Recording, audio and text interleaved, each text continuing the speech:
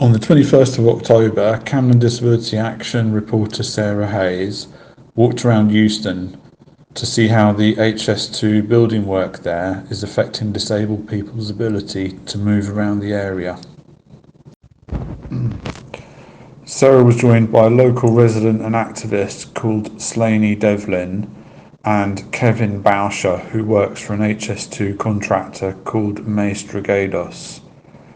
Tom McDonough, the engagement officer for Camden Disability Action, was also there on the day.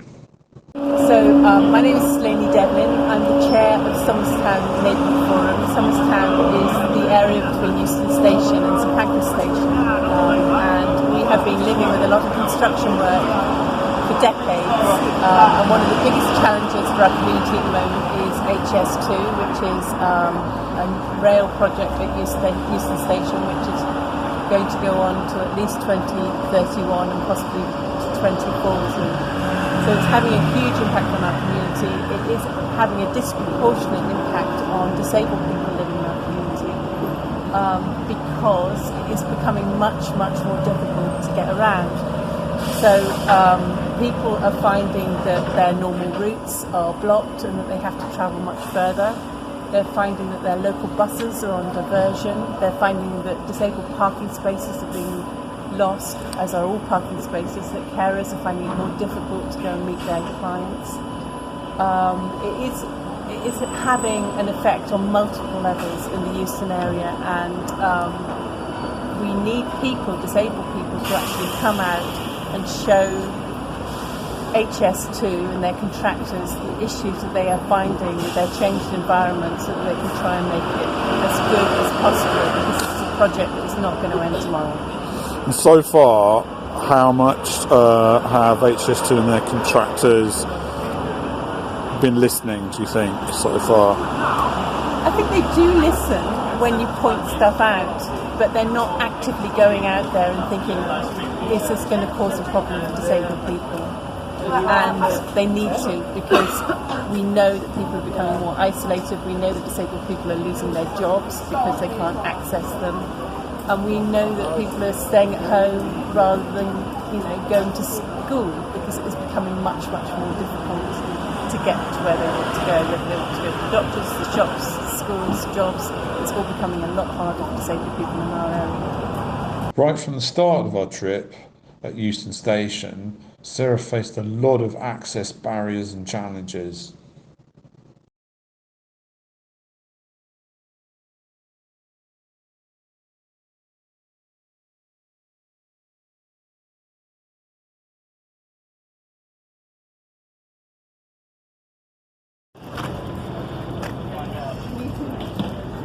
Okay, so you're just, I can give you in a wheelchair, you can get through. I want to get a wheelchair phone there, that's good.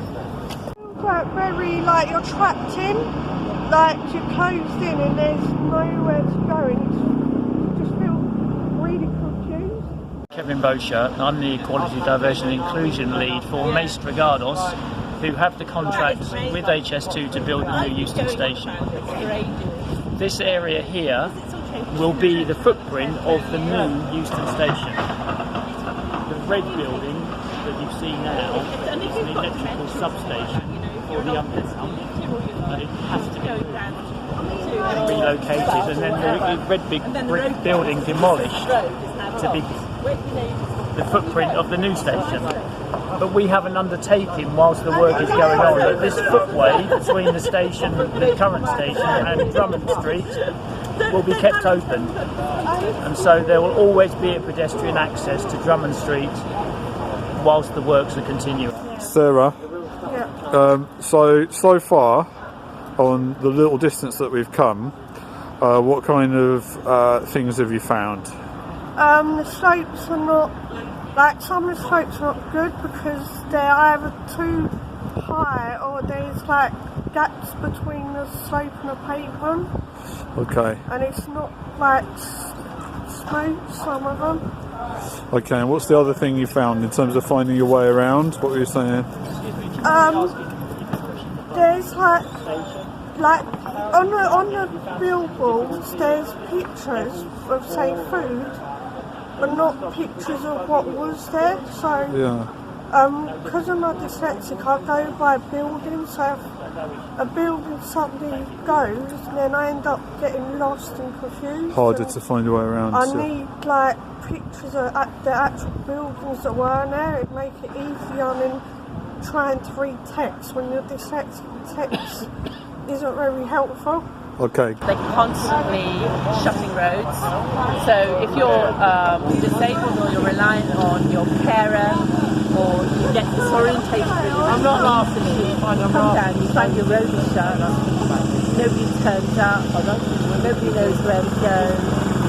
It's just really confusing. It adds to isolation, stress and pressure on disabled people.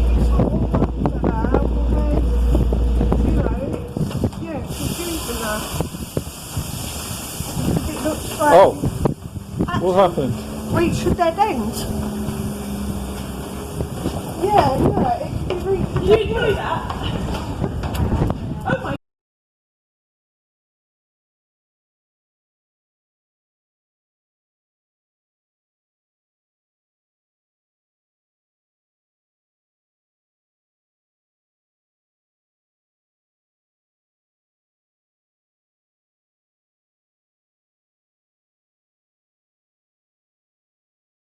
Do you want to say like how you found this little walk around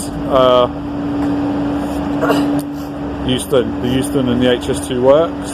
I find the traffic lights incredibly frustrating because, you know, those temporary traffic lights either just stay on red all the time or they stay red for a long time, then green, and then within like a couple of seconds it's back to red, or like just then when it was green the car just drove right past the crossing even though it's had the green man, and there's so much greenery